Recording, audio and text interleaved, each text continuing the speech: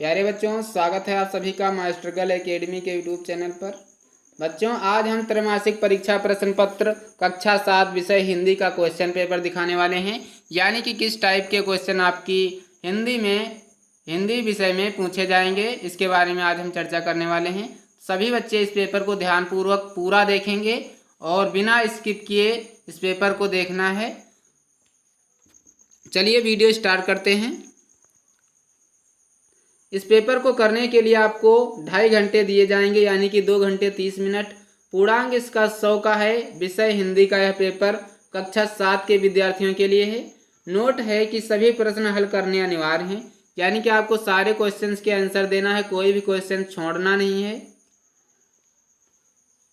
पहला है कि निम्नलिखित पंक्तियों की संदर्भ सहित व्याख्या करो। 10 नंबर में दिया गया है, यानी कि ये जो पंक्तियां दी गई हैं ये किस पाठ से आई हैं, इनका संदर्भ क्या है, प्रसंग क्या है, इसके बाद आपको इसकी व्याख्या करनी है। जैसे मैया मोहि दाऊ बहुत खिजायु, मोसो कहत मोल को लीनो, तू जसमति कब जायो, कहाँ करे यही ऋषि के मारे, खेलन को नहीं जात, पुनि पुनि कहत कौन है माता, को है तेरो तात। इसके बाद है गोरे नंद जसोदा गोरी, तू कत श्यामल गात, चुटकी दे दे ग्वाल नचावत, हंसय सबय मुस्कात, हंसत सबय मुस्कात। तो ये किस पाठ से आया है आपको लिखना है, इसके लेखक कौन है और इसके बाद इसकी व्याख्या कर देनी है।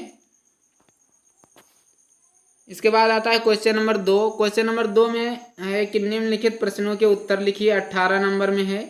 जैसे का है कि कवि ने प्रातः काल पृथ्वी पर कैसे ओस कणों को, यानी कि कवि ने प्रातः काल पृथ्वी पर फैले ओस कणों को क्या कहा, इसका आंसर अपनी उत्तर पुस्तिका में आपको लिखना है। खा है कि राजा ब्रह्मदत्त वेश बदलकर क्यों घूमते थे, इनका आपको उत्तर अपनी उत्तर पुस्तिका में लिखना है। गा है कि निज भाषा की उन्नति से क्या लाभ होगा, इसका आंसर आपको अपनी उत्तर पुस्तिका में लिखना है। सिर्फ आंसर लिखेंगे अच्छे से राइटिंग बना के। इसके बाद घा है कि डॉक्टर प्रभात का चेहरा किस दुखदाई स्मृति से काला सा हो गया, आपको इसका उत्तर अपनी उत्तर पुस्तिका में लिखना है। अंगा है कि लेखक ने किन किन स्थानों की यात्रा की। इसके बाद आता है चा में है कि ब्रह्मदत्त नामक राजा क्यों प्रसिद्ध था, आपको लिखवाया गया होगा कि जो ब्रह्मदत्त नामक राजा था वह क्यों प्रसिद्ध था। वही क्वेश्चंस, वही आपको आंसर्स यहाँ पर लिख देने हैं। इसके बाद क्वेश्चन नंबर 2 है कि निम्नलिखित संस्कृत के प्रश्नों के एक पद में उत्तर दीजिए, यानी कि निम्नलिखित संस्कृत के प्रश्नों के एक पद में उत्तर देना है। जैसे क है कि ललिता कुत्र आगच्छत, ख है कि ग्रीष्मोकाशे कला कुत्र अवसत, ग है कि क बुभुक्षित आसीत, घा है नैनीताल नगरे कला कुत्र अवसत, अंगा है कि कस्य मुखात रोटिका भूम्यो अपतत। आपको इन क्वेश्चंस के उत्तर आपको संस्कृत में लिखना है और एक पद में आपको उत्तर देना है। क्वेश्चन नंबर 4 है कि निम्नलिखित प्रश्नों के उत्तर दीजिए। 8 नंबर में है। पहला क्वेश्चन है कि नचिकेता ने दान में कैसी वस्तु देने को बताया, आप पढ़े होंगे, आपको अपने हिसाब से लिखना है। खा है कि राजा जनक ने क्या घोषणा की, गा है राजा भागीरथ किसके पुत्र थे, घा है कि श्री कृष्ण के समय भारत की क्या स्थिति थी। इसके बाद ये घा डबल हो गया, यहाँ पे अंगा होगा। अंगा है कि महाभारत के युद्ध का क्या परिणाम हुआ। इन सारे क्वेश्चंस का आपको आंसर अपनी उत्तर पुस्तिका में लिख देना है। आशा करता हूँ आपको वीडियो बहुत पसंद आ रही होगी। अगर वीडियो पसंद आ रही है तो वीडियो को लाइक करें, चैनल को सब्सक्राइब करें। क्वेश्चन नंबर 5 है कि निम्नलिखित शब्दों के विलोम शब्द लिखिए। 5 नंबर में है। 5 हैं आकाश का, अनाथ का, वीर का, ज्ञान का, गुण का। इन सारे के आपको विलोम शब्द लिख देने हैं, यानी कि विलोम का मतलब होता है उल्टा। इन सभी का उल्टा लिखना, जैसे आकाश का उल्टा पाताल, अनाथ का सनाथ, वीर का कायर। इस प्रकार से आप इनका विलोम लिखेंगे।